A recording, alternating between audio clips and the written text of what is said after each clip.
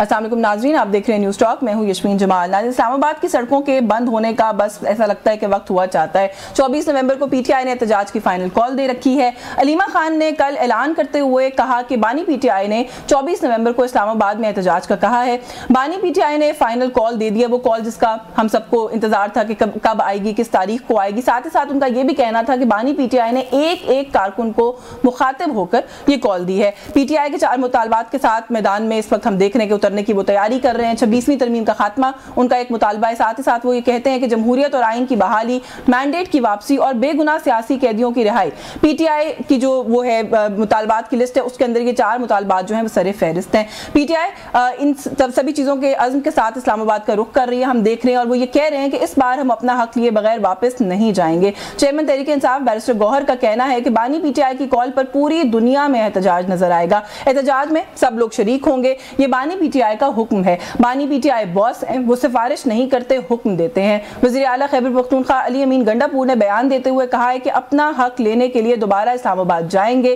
یہ جو ظلم اور بربریت یہ لوگ کرتے ہیں، یعنی کہ حکومت کرتی ہے، ہم اس کے عادی ہو چکے ہیں۔ آئین میں ہمیں احتجاج کا حق دیا گیا ہے۔ کچھ حلقوں کی جانب سے یہ خبریں بھی آ رہی ہیں کہ پی ٹی آئی کے چند سینئر رہنما اس اعلان سے کچھ خاص خوش نہیں ہیں، اور وہ بانی پی ٹی آئی کو قائل کرنے کی کوشش کر رہے ہیں کہ اس اعلان کو واپس لیا جائے۔ دوسری جانب حکومت کی طرف سے احتجاج کے ساتھ آنی ہاتھوں سے نمٹنے کے دعوے بھی ہم دیکھ رہے ہیں کہ سامنے آ رہے ہیں۔ وزیر اعظم کے مشیر برائے سیاسی امور رانا ثناء اللہ کا کہنا ہے کہ بانی پی ٹی آئی جس قسم کی کال دے رہے ہیں، اس کے نتیجے میں قانون نافذ کرنے والے اداروں کو کریک ڈاؤن کی کھلی چھوٹ ملے گی، اور اس کے بعد یہ روئیں گے۔ سینیٹر عرفان صدیقی نے تو پی ٹی آئی پر طنز کرتے ہوئے کہا ہے کہ عدم اعتماد کے ذریعے حکومت سے نکلنے کے بعد بانی پی ٹی آئی یہ انقلاب لانے کی 13ویں فائنل کال دے رہے ہیں۔ ان کا مزید کہنا تھا کہ بانی پی ٹی آئی کی اس فائنل کال کا انجام بھی پچھلی بار جو فائنل کال تھی اس سے مختلف نہیں ہوگا، جو یا جتنی کالز تھیں ان سے مختلف نہیں ہوگا۔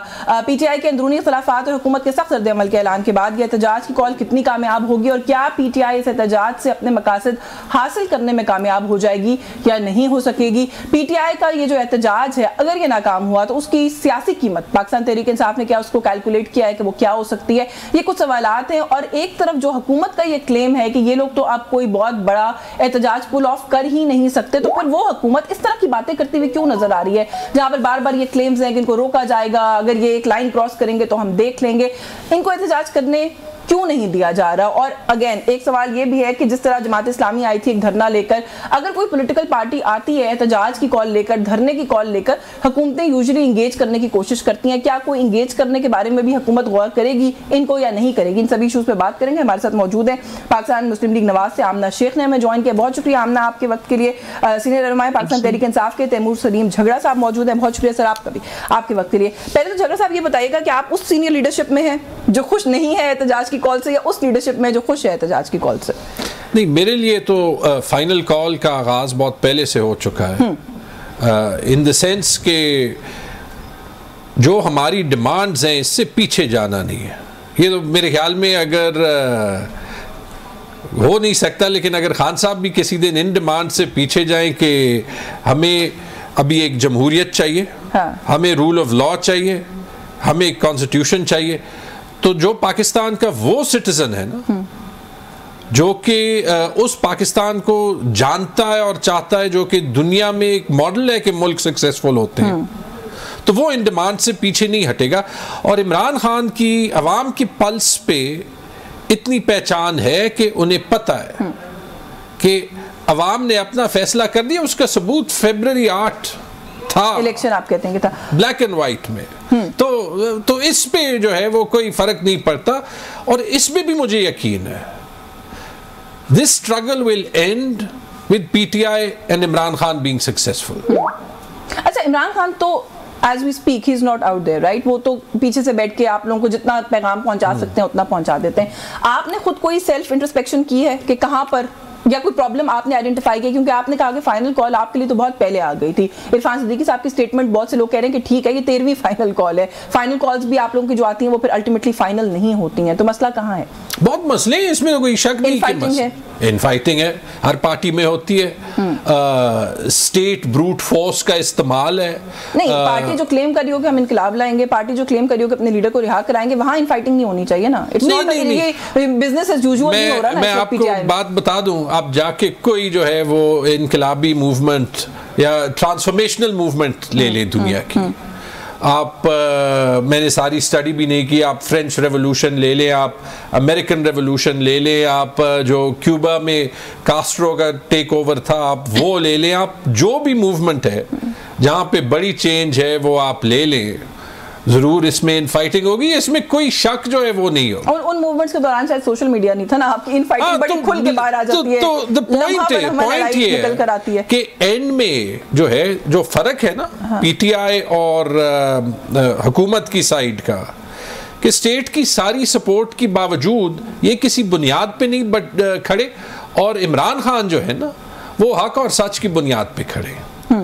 تو الٹیمیٹلی جو ہے وہ 24 نومبر کو 25 کو یا مسئلہ جو ہے وہ ہفتہ مہینہ 2-3 آگے بھی چلا جائے, آؤٹ کم ایک ہی ہے.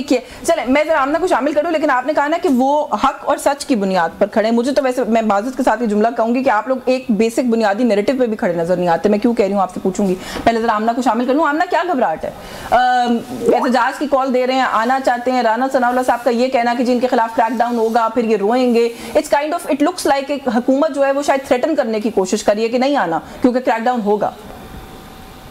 یشوین دیکھیں, سب سے پہلی بات بہت امپورٹنٹ یہ ہے کہ ہمیں کوئی بھی کامنٹ کرنے سے پہلے ان کی ہسٹری کو دیکھنا پڑے گا. میں سمجھتی ہوں کہ رانا صاحب نے بہت پولائٹ الفاظ استعمال کیے ہیں. If it was for me, میں اس سے بھی زیادہ شاید سمجھتی کہ اسٹرکٹ ایکشن ان کے خلاف لینا چاہیے, کیونکہ یہ ایک پولیٹیکل پارٹی نہیں ہے, یہ ایک پیسفل احتجاج کی ہسٹری نہیں رکھتے. جو جس طریقے سے انہوں نے ہمارے ملک کو نقصان پہنچایا, ہماری یوتھ کو نقصان پہنچایا, ہماری قومی تنصیبات پہ حملے کیے, اور میں صرف 9 مئی کی بات نہیں کر رہی, وہ سانحہ تو ایک ناقابل معافی ہے اور ایسا واقعہ ہے جس کو بھولا نہیں جا سکتا. لیکن اس کے علاوہ ہر بار جب یہ آئے تو انہوں نے کبھی بلو ایریا کے درخت جلائے, بلین ٹری سونامی کی بات کرتے تھے, درخت جلائے, ٹائر جلائے, کبھی سپریم کورٹ پہ حملہ کیا, کبھی پی ٹی وی پہ حملہ کیا. ان کی ہسٹری جو ہے وہ ڈسٹرکشن سے بھرپور ہے. ان کا پوائنٹ یہ ہے ایسی پارٹی یہ جب بھی آئے, آپ لوگوں نے بھی آنسو گیس کی شیلنگ کی, آپ لوگوں نے بھی ہر طرح کی فورس استعمال کی. وہ کل بھی پاکستان امریکن صاحب کے دوست تھے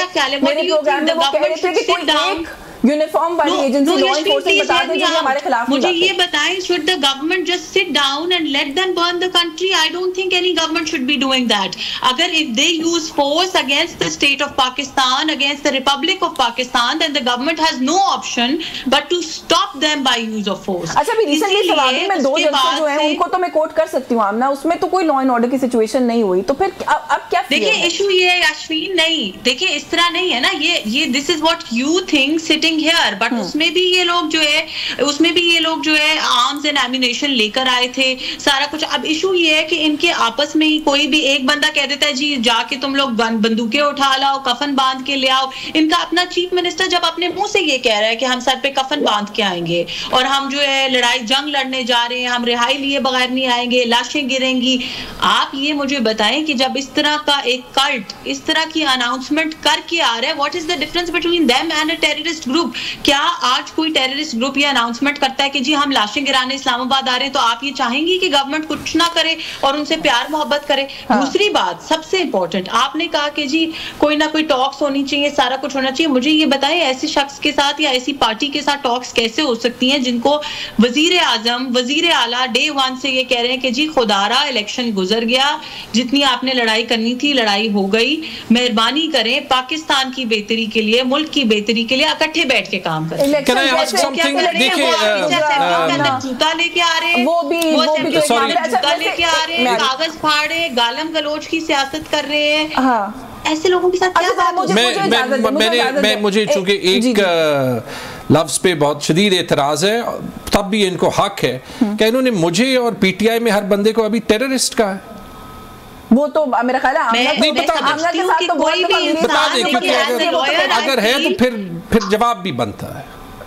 جی آمنہ نہیں بالکل بنتا ہے, آپ بالکل جواب دیجیے گا. پہلے let me clarify myself, I am a lawyer جی, اینڈ آئی انڈرسٹینڈ کہ جو ٹیررزم کی ڈیفینیشن ہمارا لا پرووائڈ کرتا ہے, anybody who takes arms in his hands against the state of Pakistan is a terrorist, and that is what PTI did. So I am going. So you are calling them a terrorist organization. आमना ये सवाल जब भी आप ये नुक्ता उठाती हैं, मैं हमेशा ये सवाल करती हूँ कि आप लोगों को लगता नहीं है कि आप लोग जो मेजॉरिटी है इस मुल्क में रहने वाले लोगों की, उनको इंसल्ट करते हैं इस तरह की बात करके, क्योंकि मेजॉरिटी ने इस वक्त इनको वोट दिया। पहली बात मैं आपकी मेजॉरिटी वाले पार्ट से डिसएग्री करती हूँ. This could be your opinion. जिनको लोगों ने वोट देके नहीं, एक मिनट, मेजॉरिटी जिनको लोगों ने वोट देके असेंबलियों में मुंतखब किया है वो मेजॉरिटी है, जिन्होंने हुकूमतें बनाई हैं वो मेजॉरिटी है. और दूसरी बात ये है कि अगर आपका फिर भी ये कहना है कि जी एक मेजर हिस्सा पाकिस्तानियों का जो है उनको आप इंसल्ट कर रही हैं, तो मैं बिल्कुल मेजर हिस्से को ना इंसल्ट करना चाहती हूँ, ना इंसल्ट मेरे माँ बाप ने, ना मेरी पार्टी ने मुझे सिखाई है. लेकिन मैं सिर्फ फैक्चुअली स्पेड को स्पेड कहूंगी. कोई भी इंसान जो यूज ऑफ फोर्स करेगा पाकिस्तान की स्टेट के खिलाफ वो टेररिस्ट है मेरी नजर में और हमेशा रहेगा. हुकूमत तो वैसे 4 जमातों ने मिलकर बनाई है आमना, but still you want to respond. जी झगड़ा साहब, ये शदीद काबिल मुज़म्मत अल्फाज है, शदीद काबिल मुज़म्मत जो है वो रवैया है, और ये एक ऐसी जमात ही कर सकती है जिसकी अवाम में कोई बुनियाद ना हो और जिसको सियासत करने का कोई हक ही ना हो. नहीं, अब नहीं, उनका पॉइंट जो है, आई एम सॉरी, मैं 9 मई पे भी आता हूँ. नो आते हैं, 9 मई पे भी आते हैं. सबसे पहले किसी भी जमहूरियत में अगर एक चीज सैंक्रोसैंक्ट होती है ना, वो होता है इलेक्टोरल प्रोसेस. अगर इनमें 1% भी जुर्रत हो, 1% भी मॉरल वैल्यूज हो, ये मान लें कि इन्होंने ये इलेक्शन नहीं जीता, मान लें, उसके बाद हम शायद ये मान भी लेंगे इन्हें पता है इन्होंने लाहौर में एक सीट नहीं जीती. नहीं जी, खत्म करने दे सर. Let me finish. चले जी, आप फिनिश करें, बट मुझे जवाब अभी पूरा देना है. अटक से लाहौर तक सारी इंडिपेंडेंट मीडिया कहती है एक सीट नहीं जीते, एक सीट नहीं जीते. जहां तक टेररिस्ट होने की बात है ना, 9 मई पे आते हैं. हमारे खिलाफ पेशावर में 9 मई का केस हमें अदालत ने बरी कर दिया है. अब मुझे बता दें इसका जवाब कौन देगा, जब मेरे घर में इस्लामाबाद में रात को 10 या 11 बजे 50-60 लोग आए थे, मेरे बीवी बच्चे अंदर थे. जब मैं एसएचओ के पास जाता हूं कंप्लेन करने के लिए, तो वो कहता है जी मुझे नहीं पता कौन आएंगे. अब टेररिस्ट स्टेट है या टेररिस्ट तैमूर झगड़ा है?